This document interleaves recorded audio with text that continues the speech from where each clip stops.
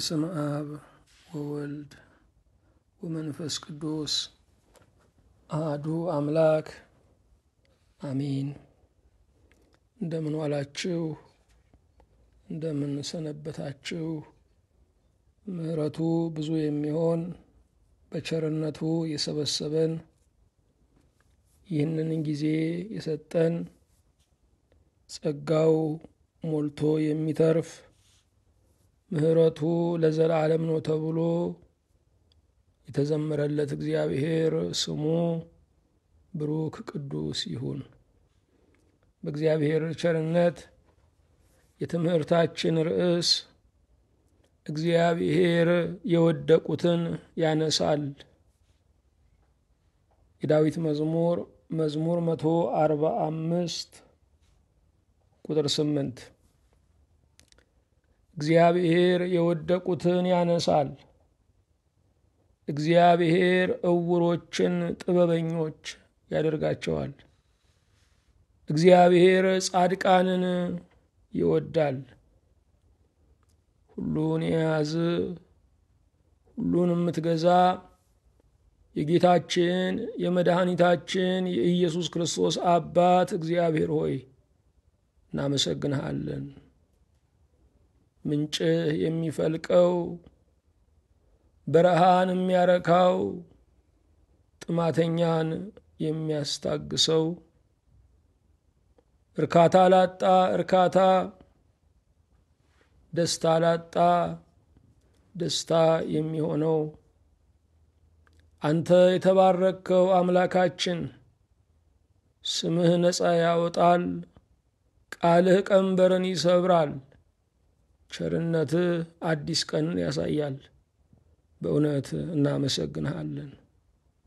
ችግረኞችን፣ ምንዱባንን፣ ሕዙናንን የምታቀርብ የምትራራላቸው ሰፊ ቀን የእንደገና ዕድል የምትሰጣቸው ካስጨነቃቸውም ነገር በላይ አድርገህ የምታውላቸው ባናታቸው ያለውን የእግራቸው መጫሚያ አድርገህ የምትቀጠቅጥላቸው ለተሸነፉት ድላቸው፣ ወደ ኋላ ላሉት ብርታታቸው፣ የኔ ነገር አብቅቷል ለሚሉት ሕይወታቸው ይሆንክ አንተን ደግመን እናመሰግንሃለን። በዚህ ምድር ላይ ካገኘነው ነገር ይልቅ ያገኘህን፣ ካተረፍነው ነገር ይልቅ ትርፋችን የሆንከው መድኃኔ ዓለም አንተ ዕድል ፈንታችን ነህና እናመሰግንሃለን። አንተንም ያህል ዕድል እያለ ሰው ዕድሌ ጥሩ አይደለም ይላል። አንተንም ያህል ፈንታ እያለ ያወረሰኝ ወላጅ የሰጠኝ መንግሥት የለም ብሎ ይከፋል። አንተ ግን ንጹሕ ዕድል ፈንታ ነህና ሁሉም ለሌለ ሁሉን ትሆንለታለህና ልቡ ለከዳውም ልቡ ነህና በእውነት እናመሰግንሃለን። ትምህርታችን፣ ዕውቀታችን፣ ጥበባችን፣ ማስተዋላችን፣ ምክራችንም አንተ ነህ። ካየነው ያየህልን፣ ከተመኘነው ያሰብክልን ይበልጣል። አንተ ለፍጻሜያችን የምትተጋ ነገን ያየህልን ወዳጃችን ነህ። እኛ በዛሬው መሰናክል ስንመረር፣ አንተ ግን ለነገ ሕይወታችን ታስባለህ።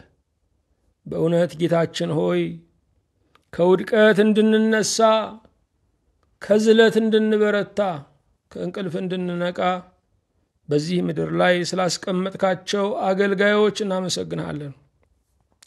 የተወደድከን አምላክ፣ የተወደድከ አምላክ እግዚአብሔር ሆይ ሞታችንን ወስደህ ሕይወትን ስለሰጠህን በደግነታችን የማንመሰገነውን ክፉነታችንን ልትለውጥ የታሪካችን መነሻ ልትሆን ጽድቅህን ልትጽፍብን በስምህ ልትጠራን በጎነትህን ልትቆጥርልን ስለጠራህን በእውነት እናመሰግንሃለን።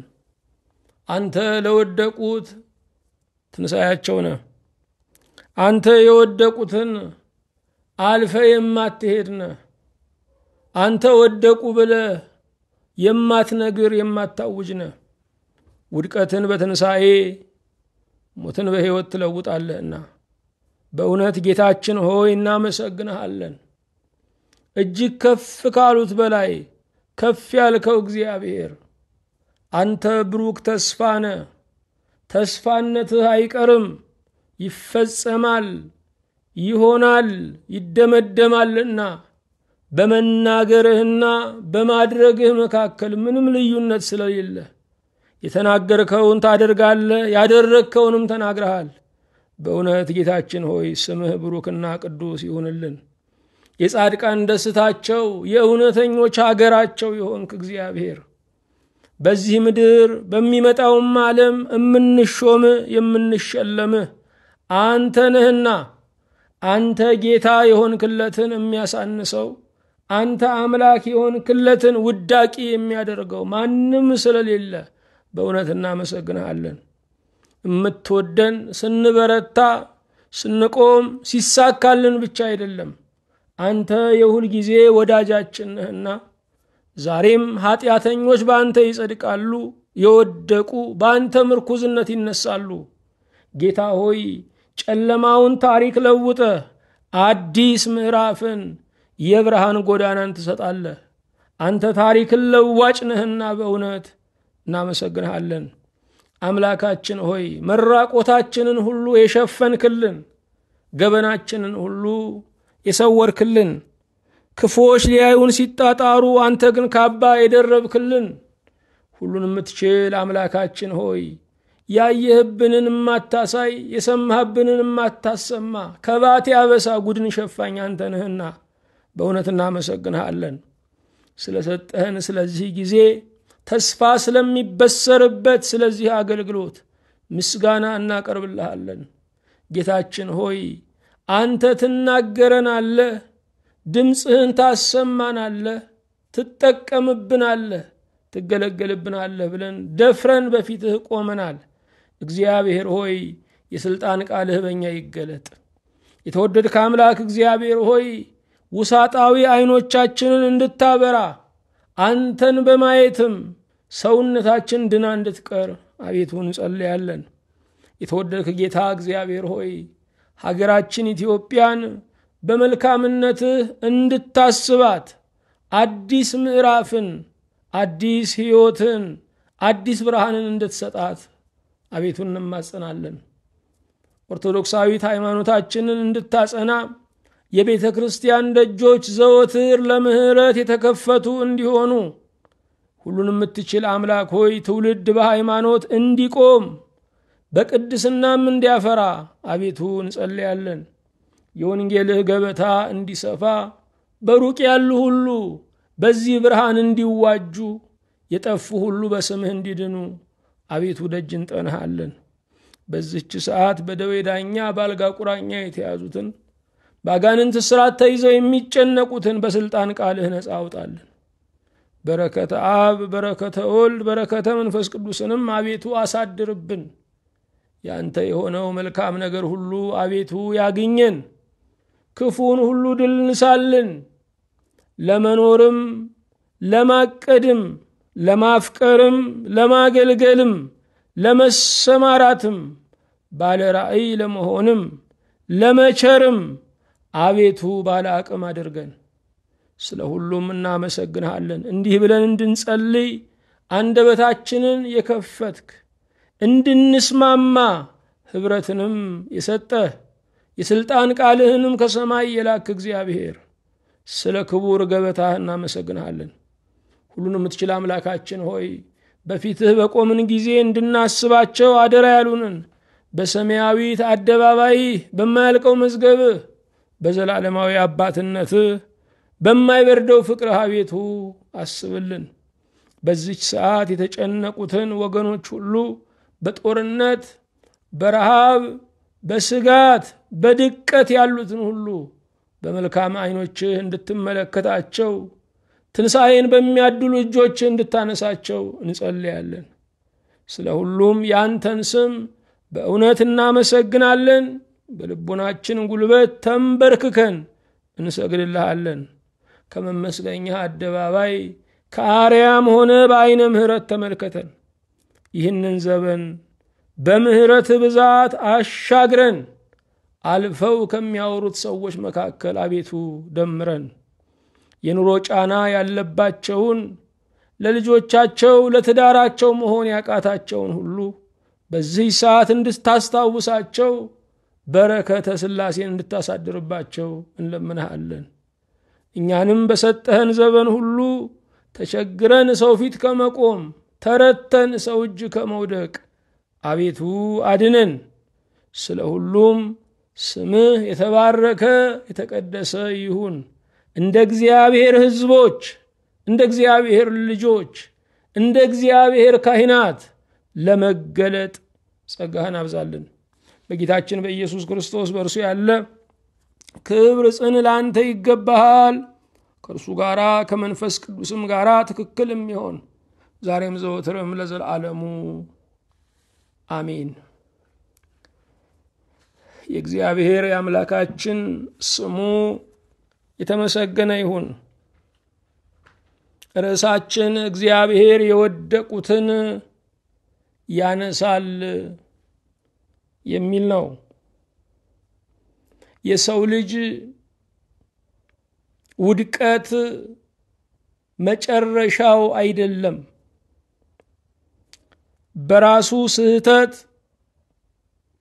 በሰዎች ክፋት፣ በሰይጣን አሽክላ ይወድቃል። በእግዚአብሔር ግን ይነሳል። በዚህ ዓለም ላይ ብዙዎች እንደወደቁ በየቀኑ እንሰማለን። ተነሱ የሚል ዜና ግን መስማት ይርቅብናል። እግዚአብሔር ግን በየዕለቱ የወደቁትን ያነሳል። እግዚአብሔር የወደቁትን ሲያነሳ ሰዎች አዲስ ምዕራፍን ያገኛሉ። እግዚአብሔር የወደቁትን ሲያነሳ የጣላቸው ጠላት ያፍራል። እግዚአብሔር የወደቁትን ማንሳት ክብሩ ነው። ከሰማየ ሰማያት የወረደው ከመቤታችን ከቅድስት ድንግል ማርያም የተወለደው የወደቁትን ሊያነሳ ነው። ከቤታችን ስንወጣ ብዙ የወደቁ ሰዎችን እናያለን። በየጎዳናው ላይ ሕፃናት ወድቀዋል፣ ወጣቶች ወድቀዋል፣ ጎልማሶች ወድቀዋል፣ ሽማግሌዎች ወድቀዋል፣ ወንዶች ወድቀዋል፣ ሴቶች ወድቀዋል፣ አገልጋዮች ወድቀዋል። ከጥቂት ዘመናት በፊት በሀገራችን በኢትዮጵያ የጎዳና ተዳዳሪ በጎዳና ላይ የወደቀ አይታወቅም ነበር። ዛሬ ከቤታችን ስንወጣ የወደቁ ብዙ ሰዎችን እናያለን። የክረምቱ ዝናብ የበጋው ሐሩር የሚፈራረቅባቸው ከውሻ ጋራ እየተሻሙ እንጀራ የሚቆርሱ አሉ። ነገር ግን የሌሉ ያህል የረሳናቸው ከመቃብር በላይ ነው ያሉት። ነገር ግን የመቃብር ኑሮ የሚገፉ ብዙ ሰዎችን እናያለን። ከቤታችን ስንወጣ ብዙ የወደቁ ሰዎችን እናያለን። ቤት ያጡ ሰዎችን፣ ገበናቸውን መሸፈን ያልቻሉ ሰዎችን እናያለን። እኛ ምናልባት የግቢያችንን በር ዘግተናል፣ የሳሎናችንን ዘግተናል፣ የመኝታችንን ዘግተናል። እንደዛም ሆኖ ገበናችን የተገለጠ ያህል እንሰቀቃለን። መዝጊያ በሌለው ዓለም ውስጥ የሚኖሩ ሚሊዮን የሚያያቸው ነገር ግን የማያዝንላቸው ብዙ የወደቁ ሰዎች አሉ። በጎዳና የወደቁትን ሰዎች ስናያቸው በእውነት ብንከፋፈላቸው እንኳን አይበቁንም። የወደቀው ግን ሰው ብቻ፣ አካሄድ ያላወቀ ብቻ፣ ምክር ያልተቀበለ ብቻ፣ ከህይወት ሐዲድ የሳተ ብቻ አይደለም። በጎዳና ላይ የወደቀው ሕንጻ ሥላሴ ነው። በጎዳና ላይ የወደቀው ክርስቶስ የሞተለት የደም ዋጋ የተከፈለለት ነው። እምናነሳውም ሰውን አይደለም፣ እምናነሳው የሥላሴን መቅደስ ነው። እምናነሳው ደመ ኢየሱስን ነው። አዎ ከቤታችን ስንወጣ ብዙ የወደቁ ሰዎችን አይተናል። በሀገራችን የወንድማማቾች እልቂት የማያልቀው መቋጫ የሌለው ታሪካችን ነው። በቀይ ሽብር፣ በነጭ ሽብር ብዙ ወጣቶች በአደባባይ ላይ ወድቀው አይተናል። የወደቀው ወጣት ብቻ አልነበረም፣ አእምሮም ነው። የትውልድ ክፍተት እስኪፈጠር ድረስ ብዙዎች አልቀዋል። ያሳደገው ልጁን ያብዮቱ ዘብ ገድሏል። የወደቀውን ሬሳ ማንሳት እስከማይቻል ድረስ ወጪና ወራጁ እያየው ወላጅ መቅበር ተከልክሎ ማልቀስ ተከልክሎ ብዙዎች ወድቀው አይተናል። ከቤታችን ስንወጣ ብዙ የወደቀ ዛፍ እናያለን። ዛፉ ትላንትና ለምለም ነበረ፣ ዛሬ ደረቅ ነው። የወደቀው ዛፍ ግን እንደገና ወደ ህልውና ይመለሳል፣ እንደገና ይቆማል፣ እንደገና ያፈራል፣ እንደገና ይኖራል ብለን ተስፋ አናደርግም። የሰው ህልውና ከዛፍ ህልውና ይለያል። ዛፍ በወደቀበት ይቀራል፣ ሰው ግን በወደቀበት አይቀርም። ለምን? እግዚአብሔር የወደቁትን ያነሳል።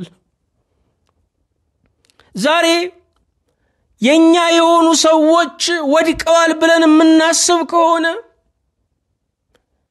እያለፍኩ ያለሁት በውድቀት ውስጥ ነው ብለን ለራሳችን የውድቀት ስም ሰተን ከሆነ ይሄ ቃል እኛን ይመለከታል። እግዚአብሔር የወደቁትን ያነሳል። እግዚአብሔር በምን ወደቃችሁ አይልም። እግዚአብሔር ግን እጃቸውን ለዘረጉት ውድቀታቸውን በትንሣኤ ውርደታቸውን በክብር ይለውጣል። የዓለማችንን ዜና ብንመለከት በአብዛኛው የውድቀት ዜና ነው። የሰው ልጆች መውደቃቸውን በየቀኑ በሰበር ዜና እንሰማለን። ትላንትና ውድቀትን በሰበር ዜና ሰምተናል፣ ዛሬም ለመስማት እንናፍቃለን። ይልቁንም የትልልቅ ሰዎች ውድቀት የዓለማችን ትልቅ ዜና ነው። ትልልቆች ወደቁ ማለት ትንንሽነት ለሚሰማቸው ከበሮ መምቻ ነው። የትልልቆች ውድቀት አናሳ አስተሳሰብ ላላቸው ሰዎች ፈንጠዝያ ነው። የነኛ ውድቀት ግን ለኛ ትንሣኤ አይሆንም። ሕይወታችንን ስንመለከተው በሰዎች ኑሮ ውስጥ ሲዳክር የሚኖር ነው። ውቅያኖስን በዋና ማቋረጥ እንደማይቻል በሰው ኑሮና ታሪክ ውስጥ ብንገባ እማንጨርሰውን ምዕራፍ እንጀምራለን። እግዚአብሔር ራሳችንን እንድናይ ስለ ውድቀታችን ንስሐ ስለ ውድቀታቸው ጸሎትን እንድንፈጽም አዞናል። ራሳችንን ሁሉ ጊዜ በሰው ቤት ውስጥ የምናገኘው ከሆነ ባጭር ቋንቋ መንፈሳዊ ጎዳና ተዳዳሪዎች ነን። መንፈሳዊ ቤት አልባዎች ነን። የክርስቶስ መስቀል ሁሉ ጊዜም ራሳችንን ነው የሚያሳየን። ወድቀዋል ሳይሆን ወድቅ ያለው ነው የሚያሰኘን። መጽሐፍ ቅዱሳችንን ስናነብ የወደቁ መላእክት አሉ፣ የወደቀ ሰው አለ። የወደቁ መላእክት ትንሣኤ አላገኙም። የወደቀው አዳም ግን በእግዚአብሔር ተነስቷል። ቅዱሳን መላእክት አፈጣጠራቸውን ስናይ አንድ ጊዜ የተፈጠሩ ናቸው። ሰው ግን አንድ ጊዜ ተፈጥሮ በመገለጥ ግን የሚዘገይ ነው። ቅዱሳን መላእክት እልፍ አእላፋት ወትእልፊት ከቁጥር ውጭ ሆነው ወይም የማይቆጠር ብዛት ያላቸው ሆነው ተፈጠሩ አንድ ጊዜ። ሰው ግን አንድ አዳም ተፈጠረ። ከዚያ በኋላ እየተባዛ እየተገለጠ እስከ ምጽአት ድረስ የሚቀጥል ነው። የሰው ልጅ በእውቀት አዳጊ ነው። ቅዱሳን መላእክት ግን በሙሉ ዕውቀት ተፈጥረዋል። ስለዚህ ቅዱሳን መላእክት ውድቀታቸው ትንሣኤ ያላገኘው ተፈጥሯቸውና ዕውቀታቸው ከፍ ያለ ስለነበር ነው። ብዙ የሚያውቁ ብዙ የተቀበሉ ብዙ ኃላፊነት አለባቸው። የሰው ልጅ በወደቀ ጊዜ ራሱ እግዚአብሔር ሊያነሳው መጣ። ምክንያቱም ሰው ለመውደቅ ባዋለው አቅም ለመነሳት ስለማይችል ነው። የመውደቅ አቅማችን የመነሳት አቅም መሆን አይችልም። የሰው ልጅ አዳኝ ፈለገ። በራሱ ሞቶ በእግዚአብሔር የሚድን ሆነ። እኛ ለመሞት ብቁ ነን፣ ለመውደቅ ብቁ ነን። ለመነሳት ግን እግዚአብሔር ያስፈልገናል። ለመነሳት ግን ክርስቶስ ትንሣኤና ሕይወት ሊሆንልን ያስፈልጋል። እግዚአብሔር የወደቁትን ያነሳል። ዛሬ እየተሰማችሁ ያለው ነገር ምንድነው? ወድቅ ያለው እያላችሁ ነው ያላችሁት? ሕይወቴ ባክኗል፣ ጅምሬ ሁሉ ፍጻሜ አጥቷል፣ የደከምኩላቸው ሁሉ ተበትነዋል፣ ያለመድኩት አውሬ ሆኗል፣ የካብኩት ዝናዬ ወርዷል፣ የተቀበልኩት ሹመት ተሽሯል፣ የመነዘርኩት ሀብት ከእጄ ላይ ነጥፏል እያላችሁ ነው። እግዚአብሔር የወደቁትን ያነሳል። ልብ አድርጉ። መውደቅና ውዳቂነትን ለዩ። መውደቅ ሌላ ነው፣ ውዳቂነት ሌላ ነው። አዎ ወድቀናል፣ ነገር ግን ውዳቂዎች አይደለንም። እግዚአብሔር የወደቁትን ያነሳል። ልብ አድርጉ። ለመነሳታችን ዋጋ የሆነን እግዚአብሔር ነው። ቆሻሻ ቢወድቅ አናነሳውም። ወርቅ ቢወድቅ ግን ከጭቃ መካከል አንስተን አጥበን ገንዘባችን እናደርገዋለን። ለመነሳት ዋጋችን የሆነው እግዚአብሔር ነው። ይህንን ዘመን ስናየው የሰው ልጆች ሁሉ ራሳቸውን ረስተው ሰዎች ላይ ያተኮሩበት ነው። ወደቁ እንጂ ወደቅኩ የሚል ሰው እየጠፋ ነው። ወደቅኩ ንስሐ ነው፣ ወደቁ ፍርድ ነው። ከእግዚአብሔር ጋር የምንገናኘው ራሳችንን ፍጹም በማየት ብቻ ነው። እግዚአብሔርን በምህረቱ ራሳችንን በኃጢአተኝነት በማየት ምህረተ ሥላሴን እንቀበላለን። አዎ ስለ ሰዎች ውድቀት ዜናዎች ወደኛ ሲመጡ የራሴንም ውድቀት አልጨረስኩትም ማለት ይገባናል። ስለ ሰው ኑሮ ዜና ወደኛ ሲመጣ የኔን ኑሮ አላበጀሁትም ማለት ይገባናል። የሰዎች ድቀታቸው የጸሎት ርዕስ እንጂ የወሬ ርዕስ ሊሆነን አይገባም። በመንገድ ላይ ብዙ ጊዜ ውድቀቶች አጋጥመውናል። ልብ አድርጉ፣ የሚወድቅ ከመቀመጫው የተነሳ ነው። ከወደቅንም ተራምደናል ማለት ነው። ካልተሳካልን ጀምረናል ማለት ነው። ከመቀመጫው የማይነሳ ሰነፍ አይወድቅም። የሚደናቀፍም የሚራመድ ብቻ ነው። ታዲያ በሕይወት መንገድ ላይ ውድቀት አለ። ውድቀት ግን መጨረሻችን አይደለም። መራመድን ስንለማመድ በልጅነታችን ብዙ ጊዜ ወድቀናል።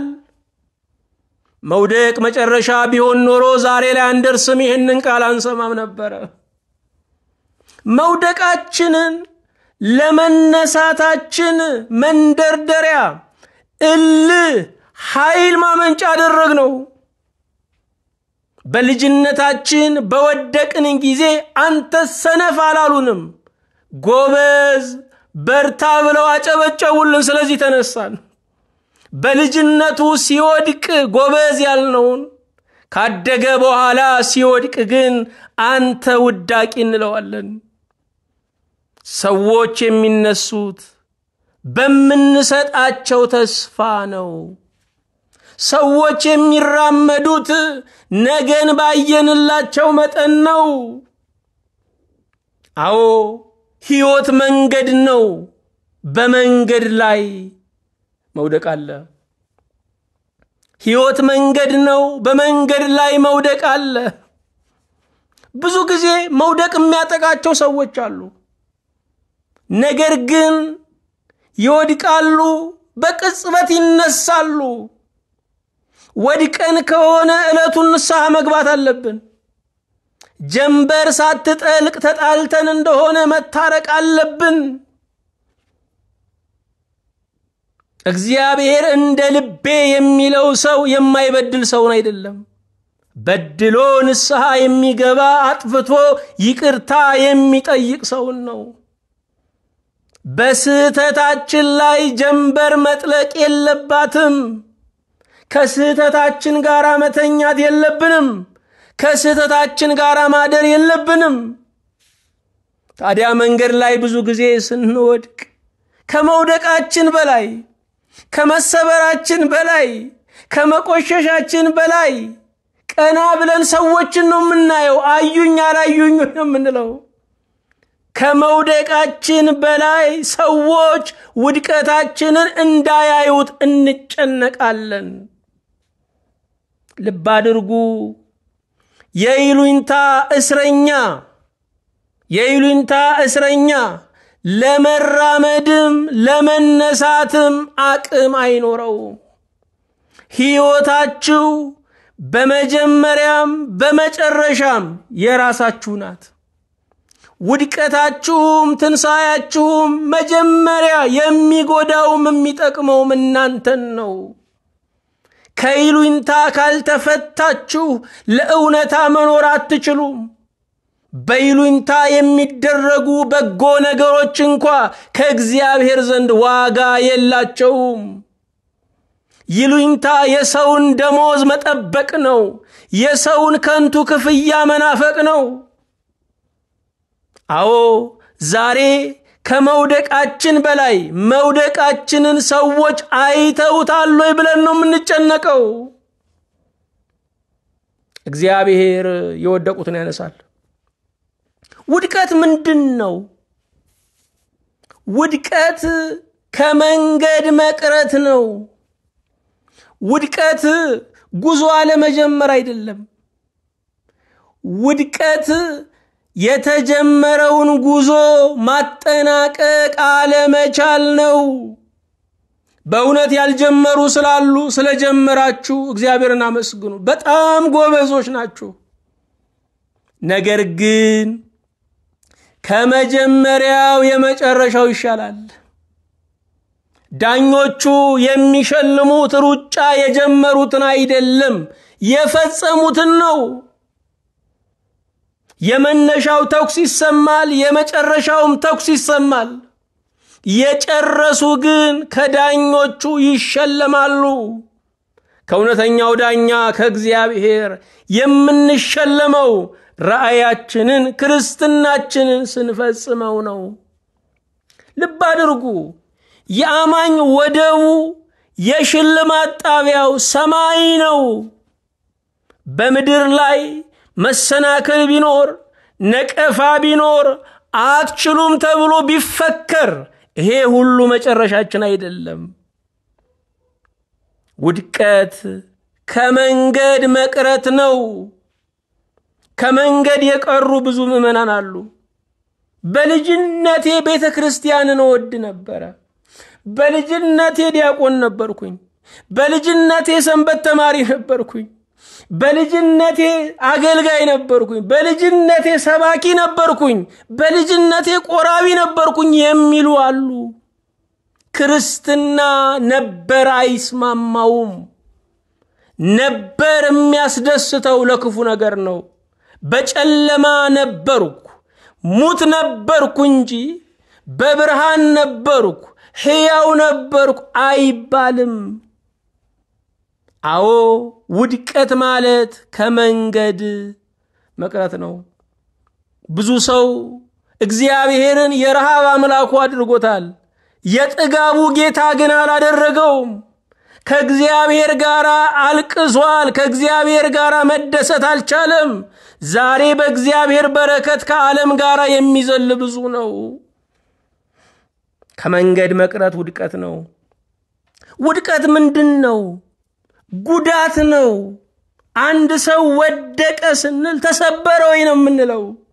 ውድቀት በውስጡ ጉዳት አለው፣ ስብራት አለው፣ መቁሰል አለው፣ አንዳንድ ጊዜ ሞት አለው። ውድቀት ከደረጃ ማነስ ነው። የተሾመው ሲሻር ወደቀ ይባላል። ይህንን ውድቀት የሚያስተናግዱ ብዙዎች ናቸው። ይልቁንም ዘመናችንን ስናየው ሁሉም ነገር ኮንትራት እየሆነ ነው። ስልጣኑም ኮንትራት ነውና እድሜው አጭር ነው። የከበሩ ሰዎች ለመዋረድ ይቸኩላሉ። የወጡ ሰዎች ለመውረድ ይቸኩላሉ። የድሮ ህንጻ በደረጃ ነው የምትወጡት፣ በደረጃ ነው የምትወርዱት። ለመውጣት ጊዜ ያለው ለመውረድም ጊዜ ያለው። ዛሬ በሊፍት ነው የምንወጣው፣ በሊፍት ነው የምንወርደው። ነገር ግን ተሹሞ የተሻረውንም ማከበር አለብን። ተሹሞ ያልገላመጥነውን ሲሻር ልንገላምጠው አይገባም። በሀገራችን ብዙ አይነት ስጦታዎች አሉ። አንዱ ስጦታ አንድ ሰው ሲሾም የሹመት ያዳብር ስጦታ ይሰጣል። ከሹመቱ የተሻረ ቀን ደግሞ የሹመት አይደንግጥ የሚባል ስጦታ ነበረ። የሀገራችን ሰው ለተሻረ እንኳ ስጦታ ይሰጥ ነበረ። ዛሬ አንቱ ያልነውን ሰው አንተ ለማለት እንዴት እንደምንቸኩል ቅለታችንን መገንዘብ እንችላለን። አዎ ውድቀት ምንድነው? ውድቀት ከደረጃ ማነስ ሹመትን ማጣት ነው። ውድቀት ባሉበት መቅረት ነው። ተማሪ ወደቀ ሲባል የአምስተኛ ክፍሉ ወደ አራተኛ ወረደ ማለት አይደለም። ወደ ስድስተኛ ማደግ አልቻለም ማለት ነው። ባሉበት መርገጥ፣ ባሉበት ጃቀኝ ማለት እርሱ መውደቅ ነው። ልብ አድርጉ። አማኝ የምንለው ክርስቲያን የምንለው ወደፊት የሚጓዝ ነው። ባለበት የሚረግጥም ወደ ኋላ የሚመለስም ሁለቱም ያው ነው። ወደፊት መገስገስ ያስፈልጋል። ስለዚህ ውድቀት ባሉበት መቅረት ነው። ተማሪ ወደቀ ስንል 8ኛ ክፍል ላይ ቀረ ማለታችን ነው። 9ኛ ክፍል ላይ ቀረ ማለታችን ነው እንጂ ወረደ ማለታችን አይደለም። አለማደግ ውድቀት ነው። ውድቀት ወደፊትና ወደ ኋላ ነው። ወደፊታቸው የሚወድቁ ሰዎችን አስታውሱ። እንቅፋት ገጥሟቸው ነው። ወደ ኋላ የሚወድቁ ሰዎች ደግሞ አንሸራቷቸው ነው። አዎ መንገዱ የጸዳ አይደለም። እንቅፋት አለው። እንቅፋት አለው። ስለዚህ መውደቅ ይኖራል። ወደፊት መውደቅ መንገድን ማጋመስ ነው ይባላል። ከወደቃችሁም ወደፊት ውደቁ። መንገዱን ሜትር ከ80 ያህል አጋምሳችሁታል ማለት ነው። ውድቀት የሚደጋግማቸው ሰዎች አሉ። ውድቀት ብዙ ጊዜ የሚቀናቸው ሰዎች አሉ። የመጀመሪያው አለማስተዋላቸው ነው። አለማስተዋል ውድቀትን ይደጋግማል። ማስተዋል ማለት ምን ማለት ነው? በአይንም በልብም ማየት ነው። ማስተዋል ማለት ምን ማለት ነው? በጆሮም በእዝነ ልቡና መስማት ነው። አለማስተዋል ውድቀትን ይደጋግማል። ውድቀት ለምንድነው የሚደጋግመኝ ካላችሁ አለማስተዋል አለ ማለት ነው። ጠዋት ወደ ስራ ስትሄድ የመታህ ድንጋይ ማታ ስትመለስ ከመታ ድንጋዩ ሳይሆን ድንጋይ አንተ ነህ ድንጋዩ ይባላል። የጠዋቱን ምታስቦ የጠዋቱን መቁሰል አስቦ ወይ ድንጋዩን ልፍ ማድረግ ወይ ደግሞ መዝለል ይገባል ነው። አለማስተዋል። ብዙ ጊዜ ረጃጅም ሰዎች ይወድቃሉ። ግዙፍ ሰዎች ሲወድቁ ውድቀታቸው ከፍ ያለ ነው። እምንወድቀው በወጣነው መጠን ነው። እምንወድቀው በአቅማችን መጠን ነው። አዳም ሲወድቅ የዓለም ገዢ ነበርና ዓለም አብሮት ወደቀ። ያገሩ ገዢ ሲወድቅ አገሩ በሙሉ ይወድቃል። አባወራው ሲወድቅ ቤተሰቡ አብሮ ይወድቃል። የምንወድቀው በመጠናችን ነው። መውደቅ መክሰር ነው። ኃጢአት የምንለው ነገር ራሱ ትርጉሙ ማጣት ማለት ነው። እግዚአብሔርን ማጣት፣ ጸጋውን ማጣት፣ ልቡናን ማጣት፣ ደስታን ማጣት ነው። ኃጢአት የማያመጣብን ክስረት የለም። ሰላማችንን ያከስረናል፣ ጸጋችንን ያከስረናል፣ ህብረታችንን ያከስረናል፣ አንድነታችንን ያከስረናል፣ አገልግሎታችንን ያከስረናል፣ ኢኮኖሚያችንን ያከስራል፣ ማህበራዊ ተቀባይነታችንን ያከስራል፣ ክብራችንን ስልጣናችንን ያከስራል። ውድቀት መክሰር ማጣት ነው። ውድቀት አሁንም መቸገር ነው። ትላንት ይሰጡ የነበሩ ሰዎች ዛሬ ለምነው እንኳን እያገኙ ላይሆን ይችላል።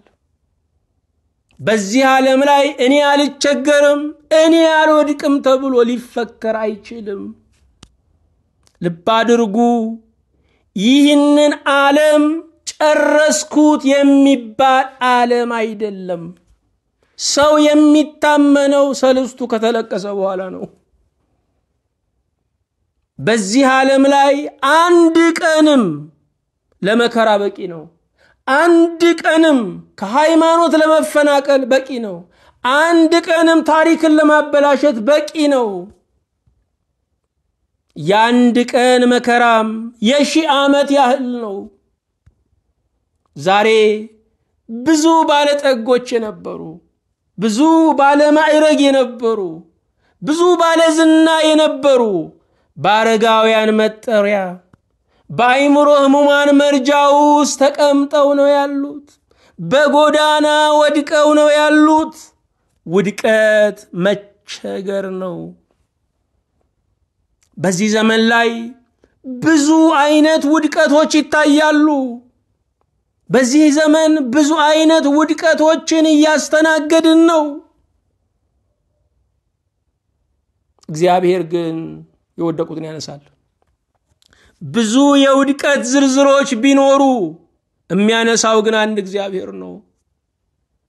ሰይጣን ዋጋ የለህም፣ ከዚህ በኋላ ታሪክሽ አብቅቷል ቢላችሁ፣ እግዚአብሔር ግን የወደቁትን ያነሳል። እግዚአብሔር ማቅን ቀዶ ወርቅ ያለብሳል። እግዚአብሔር ውዳቂውን ሰው አንስቶ ለሌሎች ምርኩዝ ያደርገዋል። የዛሬውን ትምህርታችንን ለማጠናቀቅ ቅዱስ አውግስጢኖስ ምን አለ? የትላንት ውድቀት የሌለው ጻድቅ የነገ ተስፋ የሌለው ኃጥእ የለም ብሏል። የትላንት ውድቀት የሌለው ጻድቅ የነገ ተስፋ የሌለው ኃጥእ የለም ብሏል። ቅዱስ ጴጥሮስ ሊቀ ሐዋርያት፣ ቅዱስ ጴጥሮስ ታላቁ ሐዋርያ፣ የዋሁ ሐዋርያ፣ ራሱ የቀለለው እኔነቱን ያሸነፈ ሐዋርያ ጌታ ኢየሱስ ክርስቶስን አላውቀውም ብሎ ክዷል። ንስሐ ሰውን ሰው ያደርገዋል። ቅዱስ ጴጥሮስ ከንስሐ በኋላ የመንጋው ባለአደራ ሆኗል። አንዱ ጴጥሮስ ካደ 8000 ሰው በጥቂት ቀን አሳመነ።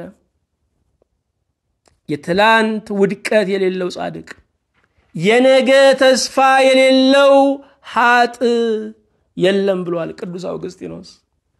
እግዚአብሔር የወደቁትን ያነሳል። ወድቃችሁ ከሆነ ተስፋ አትቁረጡ። ሰዎች ወድቀው አይታችሁ ከሆነ ለመፍረድ አትቸኩሉ። የነሱ ውድቀት የናንተ መቆም የነሱ ሊሆን ይችላል። ለወደቁ ጸልዩ፣ ለደከሙ ጸልዩ፣ በመንፈሳዊ ድንዛዜ ውስጥ ላሉ ጸልዩ። ክርስቲያን ክርስቶስን የሚመስለው ለወደቀ ሲራራ ነው። በወደቀ ዛፍ ምሳር ይበዛበታል እንደሚባለው በወደቁት ላይ ፍርድን ስናበዛ ከእግዚአብሔር እንለያያለን። በወደቁት ላይ ፍርድን ስናበዛ የነሱን ፈተና ያለ ሰረገላ በላያችን ላይ እንጋብዛለን። የሌሎች ፈተና ያለ መሳፈሪያ ወደ ህይወታችን ወደ ቤታችን እንዲመጣ እናደርገዋለን። ቆመን ከሆነ ያቆመን እግዚአብሔር ነው። ወድቀን ከሆነ የሚያነሳን ሥላሴ ነው። ለአምላካችን ለእግዚአብሔር ምስጋና ይሁን። ሳምንት እንቀጥላለን። ክብሩ ለእግዚአብሔር፣ በረከቱ ለእኛና ለሕዝባችን ይሁን። አቤቱ ጌታችን ሆይ እናመሰግንሃለን።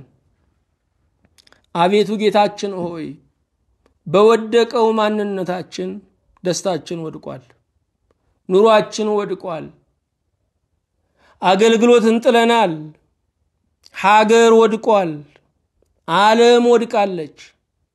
እባክህን ዛሬ ትንሣኤና ሕይወት እንድትሆነን፣ በመቃብራችን ላይ ሕይወትን እንድታውጅ፣ በሞታችን ላይ ትንሣኤን እንድታውጅ እግዚእነ ኢየሱስ ክርስቶስን ማልደሃለን። የተወደድክ ጌታ እግዚአብሔር ሆይ ብዙ ተስፋ የቆረጡ እኔ አልድንም የኔ ነገር ያበቃ ነው የሚሉ ብዙዎች ናቸው። የፈሰሰውን ደምህን ያንን ክቡር ዋጋቸውን አስበው እንደገና እንዲመለሱ እንደገና እንዲሰበሰቡ እንደገና ገንዘቦች መክሊቶችህ እንዲሆኑ እንጸልያለን። ጌታ ሆይ ወድቀን ከሆነ አንሳን፣ ከዳግም ውድቀትም አቤቱ ሰውረን።